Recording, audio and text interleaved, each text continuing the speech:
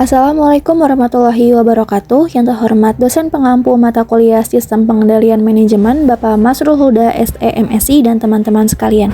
Di sini saya akan mempresentasikan yang berisi hasil resume dari sebuah video di YouTube yang berjudul Revolution Toilet di PT KAI.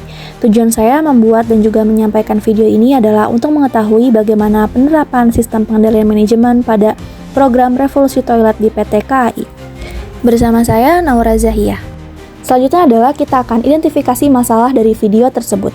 Video singkat itu merujuk pada kondisi dulu di PT KAI bahwa toilet kereta tidak punya sistem penampungan limbah, sehingga limbah toilet langsung dibuang ke rel atau tanah. Ketika Jonan menanyakan hal ini ke bagian teknik, jawabannya bahwa tidak mungkin dibuat karena jumlah penumpang banyak dan juga terkait biaya yang dianggap tinggi.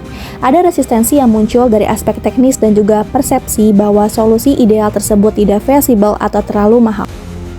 Ignatius Jonan kemudian mengambil peranan penting untuk mendorong perubahan. Ia tidak puas dengan jawaban teknis tidak bisa tersebut.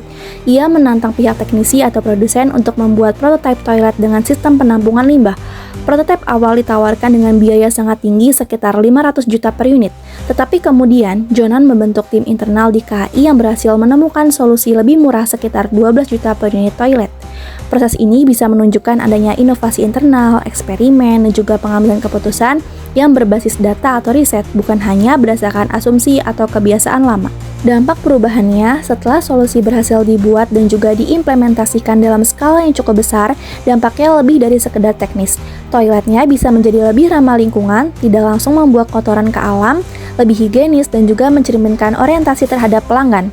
Toilet menjadi salah satu simbol perubahan budaya pelayanan publik di PT KAI. Kondisi ini bisa memperbaiki citra, kenyamanan penumpang, dan juga keandalan fasilitas.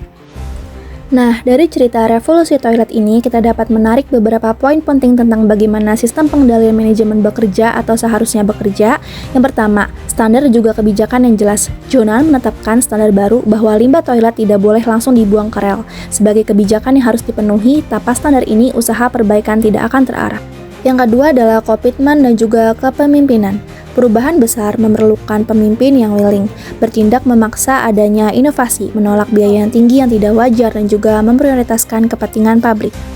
Yang ketiga adalah kontrol internal dan juga monitoring. Ada pengawasan dari atas terhadap tim teknik maupun produsen, evaluasi terhadap biaya dan juga alternatif, monitoring atas prototipe dan juga implementasi memastikan solusi tidak hanya teoritis tapi nyata, efektif, dan juga efisien. Yang keempat, inovasi dan juga efisiensi biaya.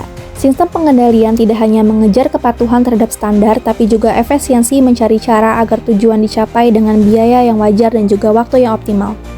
Yang kelima adalah pengendalian budaya dan juga orientasi pelanggan. Toilet menjadi simbol bahwa perusahaan tidak hanya mengejar operasional teknis, tetapi juga pengalaman pelanggan. Pengendalian budaya ini penting agar staf internal berubah pola pikirnya dari ini nggak bisa ke bagaimana agar ini bisa. Kesimpulan terakhir adalah implementasi dan juga skalabilitas. Solusi harus bisa diimplementasikan secara massal, bukan hanya sebagai proyek pilot atau gagasan saja. Dalam kasus ini, toilet murah berhasil dibuat massal dalam waktu tertentu agar perubahan terasa nyata dan juga luas manfaatnya.